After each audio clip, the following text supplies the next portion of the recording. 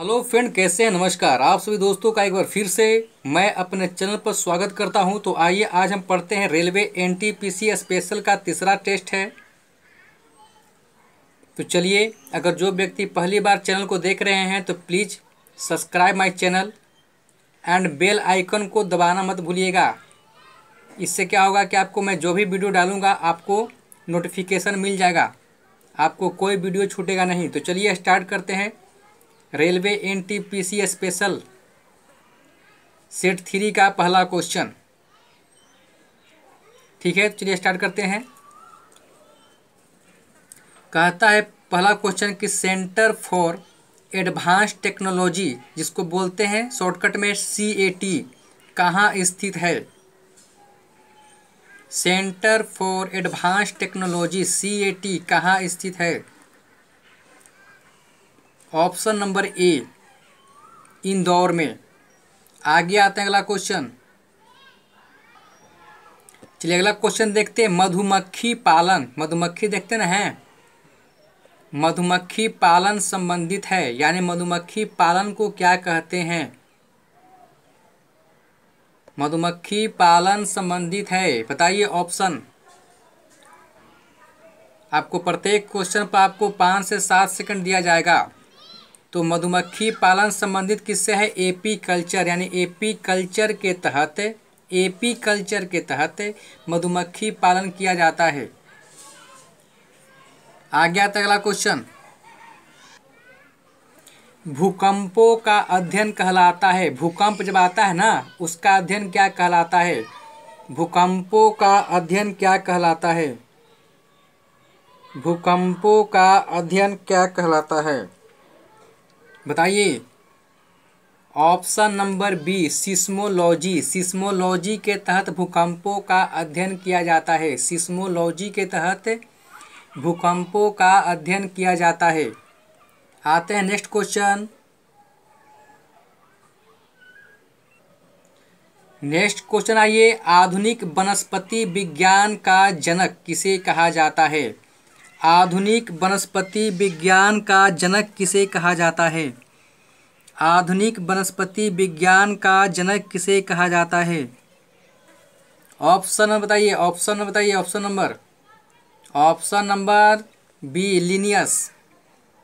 Linnaeus, option number B. Next question आते हैं। जंतु विज्ञान का जनक किसे कहा जाता है? जंतु विज्ञान का जनक किसे कहा जाता है? जंतु विज्ञान का जनक किसे कहा जाता है? ऑप्शन नंबर बताइए, ऑप्शन बताइए। जंतु विज्ञान का जनक किसे कहा जाता है? ऑप्शन नंबर ए, अरस्तु। ट्रेडमिल टेस्ट कौन सी चिकित्सा से संबंधित है? ट्रेडमिल टेस्ट कौन सी चिकित्सा से संबंधित है, बताइए। ऑप्शन नंबर सी, गुर्दा।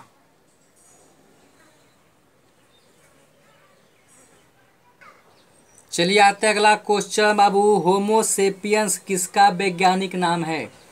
होमोसेपियंस किसका वैज्ञानिक नाम, बताइए। होमोसेपियंस किसका वैज्ञानिक नाम है? हर चीज का वैज्ञानिक नाम भी दिया गया है, तो कहता है कि होमोसेपियंस जो है किसका वैज्ञानिक नाम, बताइए। ऑप्शन नंबर सी, मनुष्य का नाम है वैज्ञानिक नाम। होमोसेपियंस किसका नाम है? मनुष्य का आपको वैज्ञानिक नाम क्या है? होमोसेपियंस, यानी ऑप्शन नंबर सी। चलिए अगला क्वेश्चन देखते हैं। स्वप्नों का अध्ययन, स्वप्ना देखते हैं ना, सपना, वही स्वप्नों का अध्ययन क्या कहलाता है? स्वप्नों का अध्ययन क्या कहलाता है? स्वप्नों का अध्ययन क्या कहलाता है, या किसके तहत स्वप्नों का अध्ययन किया जाता है, बताइए ऑप्शन। स्वप्नों का अध्ययन कहलाता है ऑन्यूरोलॉजी। ऑन्यूरोलॉजी, यानी ऑन्यूरोलॉजी के तहत स्वप्नों का अध्ययन किया जाता है। आगे आता है अगला क्वेश्चन। तो क्या पढ़ा आपने कि स्वप्नों का जो अध्ययन कहलाता है वो आपको ऑन्यूरोलॉजी कहलाता है। Option number C. तो नेक्स्ट क्वेश्चन देखते हैं भाई साहब। तो अगला क्वेश्चन देखिए। केंद्रीय वनस्पति अनुसंधान संस्थान, केंद्रीय वनस्पति अनुसंधान संस्थान कहाँ अवस्थित है? केंद्रीय वनस्पति अनुसंधान संस्थान कहाँ अवस्थित है? ऑप्शन नंबर ए, लखनऊ में। कहाँ पर है? लखनऊ में। नेक्स्ट क्वेश्चन देखते हैं। चलिए आते हैं, अगला क्वेश्चन कहता है कि फलों का जो अध्ययन क्या कहलाता है? फलों का अध्ययन क्या कहलाता है? फलों का अध्ययन कहलाता है, क्या कहलाता है फलों का अध्ययन? ऑप्शन बताइए, फलों का अध्ययन क्या कहलाता है? ऑप्शन नंबर ए, पोमोलॉजी, यानी पोमोलॉजी के तहत फलों का अध्ययन किया जाता है। पोमोलॉजी के तहत फलों का अध्ययन कहलाता है ना, आपको किया जाता है, यानी बोल सकते हैं कि फलों का अध्ययन कहलाता है क्या? पोमोलॉजी। आते हैं नेक्स्ट क्वेश्चन। तो अगला क्वेश्चन देखिए, आपके स्क्रीन पर आ गया बाबू। मानव विकास का अध्ययन क्या कहलाता है? मानव विकास का अध्ययन क्या कहलाता है? मानव विकास का अध्ययन क्या कहलाता है? Option number B, anthropology. Anthropology के तहत मानव विकास का अध्ययन किया जाता है। एंथ्रोपोलॉजी के तहत मानव विकास का अध्ययन किया जाता है, यानी ऑप्शन नंबर बी, मानव विकास का अध्ययन क्या कहलाता है? एंथ्रोपोलॉजी। नेक्स्ट क्वेश्चन देखते हैं। चलिए आते हैं अगला क्वेश्चन बाबू। ऑस्टियोलॉजी। ऑस्टियोलॉजी, ऑस्टियोलॉजी को इंग्लिश में ऑस्टियोलॉजी ही कहते हैं। ऑस्टियोलॉजी किसका अध्ययन है? या बोल सकते हैं कि ऑस्टियोलॉजी के तहत किसका अध्ययन किया जाता है? ये अक्सर क्वेश्चन पूछते रहता है कि ऑस्टियोलॉजी के तहत किसका अध्ययन किया जाता है। बताइए, ऑस्टियोलॉजी के तहत किसका अध्ययन किया जाता है? ऑप्शन नंबर डी, अस्थियां, मतलब कि हड्डी का। अस्थियां मतलब होता है हड्डी, तो ऑस्टियोलॉजी के तहत आपको हड्डी का अध्ययन किया जाता है, इसको बोलते हैं अस्थि, है ना। ऑप्शन नंबर डी, ठीक है। नेक्स्ट क्वेश्चन देखते हैं बाबू। अगला क्वेश्चन ध्यान से देखिए स्क्रीन पर। केंद्रीय औषधि अनुसंधान संस्थान, ऐसे ही पढ़े थे हम एक क्वेश्चन पीछे, वो आपको क्वेश्चन था केंद्रीय वनस्पति अनुसंधान संस्थान, है ना। लेकिन ये क्या है? केंद्रीय औषधि अनुसंधान संस्थान कहाँ अवस्थित है? केंद्रीय औषधि अनुसंधान संस्थान कहाँ अवस्थित है? ऑप्शन नंबर बाबू ए, लखनऊ में है। मतलब कि केंद्रीय वनस्पति रहे चाहे आपको औषधि रहे, उसका अनुसंधान संस्थान लखनऊ में है। केंद्रीय वनस्पति या केंद्रीय औषधि, दोनों का अनुसंधान संस्थान कहाँ पर है? लखनऊ में है, यानी option number A. Next question आते हैं। चलिए अगला क्वेश्चन देखते हैं बाबू। स्क्रीन पर देखिए, केंद्रीय चावल अनुसंधान संस्थान कहाँ अवस्थित है? चावल का, केंद्रीय चावल अनुसंधान संस्थान, क्वेश्चन को ध्यान से देखिए। केंद्रीय चावल अनुसंधान संस्थान कहाँ अवस्थित है? ऑप्शन नंबर बताइए। केंद्रीय चावल, चावल का अनुसंधान संस्थान कहाँ अवस्थित है? ऑप्शन नंबर, देखिए टाइम हो रहा है, ऑप्शन नंबर सी। जीके में इतना टाइम नहीं लगता है, अगर पढ़े हैं तो फट से मार दीजिएगा। तो ऑप्शन नंबर सी, कटक। केंद्रीय चावल अनुसंधान संस्थान कहाँ स्थित है? कटक में, ऑप्शन नंबर सी। आते हैं नेक्स्ट क्वेश्चन। चलिए आते हैं अगला क्वेश्चन। कीटों पतंगों, जो भी रहे, कीट पतंग कीड़ा मकोड़ा, सबका मतलब एक ही है। तो कहता है कीटों का अध्ययन कहलाता है। कीटों या कीड़ा कुछ भी रहे, सबका एक ही है। कीट पतंग कीड़ा मकोड़ा, उसका अध्ययन क्या कहलाता है? बताइए, कीड़ों का अध्ययन क्या कहलाता है? ऑप्शन बताइए। सी, एंटोमोलॉजी। एंटेमोलॉजी, कीड़ों का अध्ययन बार बार पूछता है। और देखिए ये सेट्स है, आपको इसी सेट से आपको सब क्वेश्चन लड़ने वाला है। आप यकीन कीजिए, पढ़ के पहले देख लीजिए एक बार। कीटों का अध्ययन कहलाता है कौन? एंटोमोलॉजी। और लोगों को शेयर भी कीजिए। एंटेमोलॉजी, एंटोमोलॉजी के तहत कीटों का अध्ययन किया जाता है? ऑप्शन नंबर सी।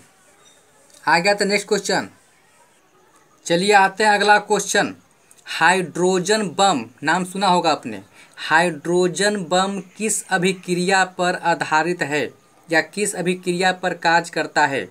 Hydrogen bomb.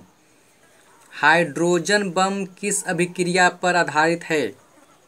बताइए। हाइड्रोजन बम किस अभिक्रिया पर आधारित है? ऑप्शन नंबर बी, नाभिकीय संलयन पर।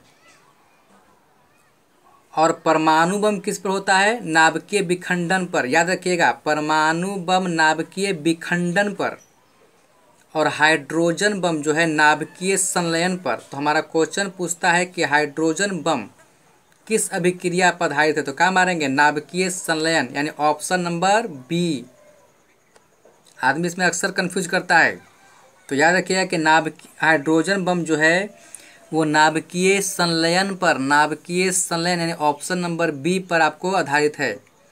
आते हैं नेक्स्ट क्वेश्चन। चलिए अगला क्वेश्चन देखते हैं। परमाणु बम, देखिए अबरी में आ गया परमाणु बम, कि परमाणु बम किस अभिक्रिया पर आधारित है, या आपको गलती लिखा गया है। परमाणु बम किस अभिक्रिया पर, या की जगह आपको पर होता, किस अभिक्रिया पर आधारित है? परमाणु बम मैंने अभी भी बताया कि परमाणु बम किस अभिक्रिया पर आधारित, बताइए। ऑप्शन नंबर डी, नाभिकीय विखंडन पर, और हाइड्रोजन बम नाभिकीय संलयन पर। तो यहाँ क्वेश्चन पूछ रहा है परमाणु बम, तो इसका क्या होगा आंसर? नाभिकीय विखंडन, ऑप्शन नंबर डी। आते हैं नेक्स्ट क्वेश्चन। चलिए अगला क्वेश्चन ध्यान से देखिए, स्क्रीन पर मारिए, देखिए कि अपना आकलन कीजिए कि तैयारी कहाँ तक पहुँचा है। रडार के आविष्कारक कौन है? रडार के आविष्कारक कौन है? रडार के आविष्कारक कौन, बताइए। Option number C, Albert Taylor. Radar के आविष्कारक कौन है? Albert Taylor, option number C. आते हैं अगला क्वेश्चन। चलिए आगे अगला क्वेश्चन बाबू। न्यूट्रॉनों की, न्यूट्रॉन नहीं है, न्यूट्रिनो है। इलेक्ट्रॉन, प्रोटॉन, न्यूट्रॉन नहीं है, ये क्या है? न्यूट्रिनो। न्यूट्रिनो की खोज किसने की थी? न्यूट्रिनो की खोज किसने की थी? न्यूट्रिनो की खोज किसने की थी? Option number B, Pauli. Neutrino की खोज किसने की थी? Pauli, option number B. आगे आते हैं अगला क्वेश्चन। चलिए आते हैं अगला क्वेश्चन। आवर्त के नियम की खोज किसने की? आवर्त के नियम की खोज किसने की? आवर्त के नियम की खोज किसने की, बताइए। आवर्त के नियम की खोज किसने की? Option number D, Mendeleev. किसने की? मेंडलीफ ने की, ऑप्शन नंबर डी। आते हैं अगला क्वेश्चन। चलिए अगला क्वेश्चन देखते हैं बाबू। प्रथम नाभिकीय रिएक्टर किसके निर्देशन में बनाया गया था? प्रथम नाभिकीय रिएक्टर किसके निर्देशन में बनाया गया था?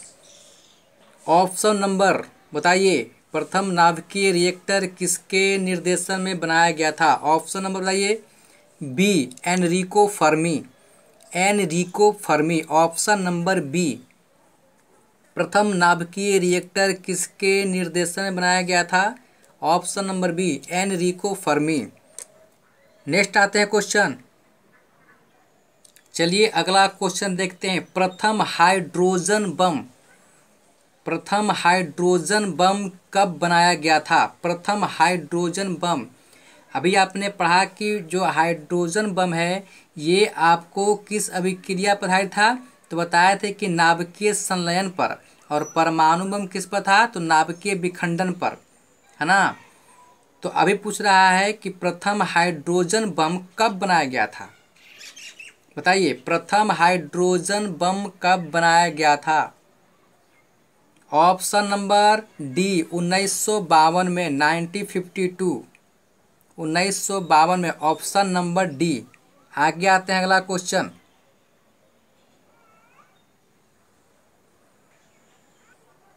चलिए आते हैं अगला क्वेश्चन। नेक्स्ट क्वेश्चन देखिए, प्रोटॉन। प्रोटॉन किस प्रकार का कण है? प्रोटॉन किस प्रकार का कण है? बताइए, प्रोटॉन किस प्रकार का कण है? प्रोटॉन किस प्रकार का कण है? ऑप्शन नंबर बी, धन आवेश है। कहने का मतलब कि आपको 3 प्रकार के कण हैं, इलेक्ट्रॉन, प्रोटॉन, न्यूट्रॉन। इलेक्ट्रॉन आपको होता है निगेटिव, मतलब कि ऋण आवेशित। प्रोटॉन होता है आपको पॉजिटिव यानी धन आवेश। और न्यूट्रॉन क्या होता है? उदासीन, वो न्यूट्रल होता है, उस पर कोई आवेश नहीं होता, ना पॉजिटिव ना नेगेटिव, एकदम न्यूट्रल है ना। तो प्रोटॉन कहता है कि किस प्रकार का कण, तो क्या बोलेंगे? पॉजिटिव यानी धन है, धन आवेश है। तो ऑप्शन नंबर क्या होगा? प्रोटॉन किस प्रकार का कण है, तो क्या बोलेंगे? ऑप्शन नंबर बी, धन आवेश युक्त है। Option number B. आते हैं नेक्स्ट क्वेश्चन। अगला आते हैं क्वेश्चन, इलेक्ट्रॉन किस प्रकार का कण है? मैंने अभी अभी बताया कि इलेक्ट्रॉन किस प्रकार का कण है। इलेक्ट्रॉन किस प्रकार का कण है? बताइए। ऑप्शन नंबर बी, ऋण आवेश। बताए थे कि इलेक्ट्रॉन आपको निगेटिव है, मतलब कि ऋण आवेश है। प्रोटॉन आपको पॉजिटिव है, मतलब कि धन आवेश है। और जो आपको न्यूट्रॉन होता है, आपको न्यूट्रल होता है, मतलब कि उदासीन होता है, उस पर कोई आवेश नहीं होता है। तो यहाँ क्वेश्चन पूछ रहा है कि इलेक्ट्रॉन किस प्रकार का कण है, क्या बोलेंगे? ऑप्शन नंबर बी, ऋण आवेश युक्त है। Option number B. आ गया था अगला क्वेश्चन। चलिए अगला क्वेश्चन देखते हैं। न्यूट्रॉन के बारे में कह रहा है कि न्यूट्रॉन किस प्रकार का कण है। मैंने अभी अभी फिर से बतलाया कि न्यूट्रॉन किस प्रकार का कण है। मारिए भाइयों, मारिए। न्यूट्रॉन किस प्रकार का कण है? इस बार रेलवे एनटीपीसी पार लगा दिलिए, पार लगा लीजिए, वरना फिर अटक जाइएगा। न्यूट्रॉन किस प्रकार का कण है? बताइए। ऑप्शन नंबर सी, आवेशहीन। बताया था ना कि इस पर कोई आपको आवेश नहीं होता है। जब जिस पर कोई आवेश नहीं होता उसको बोलते हैं आवेशहीन, मतलब उदासीन भी बोल सकता है। तो ऑप्शन नंबर सी, आवेशहीन कहिए चाहे उदासीन कहिए। ऑप्शन नंबर सी, न्यूट्रॉन किस प्रकार का कण है? तो उदासीन मतलब कि आवेशहीन है। उदासीन कहिए चाहे आवेशहीन कहिए, दोनों एक ही है। यानी ऑप्शन नंबर सी, कोई इस पर न पॉजिटिव होता है ना निगेटिव होता है, एकदम न्यूट्रल होता है। ऑप्शन नंबर सी।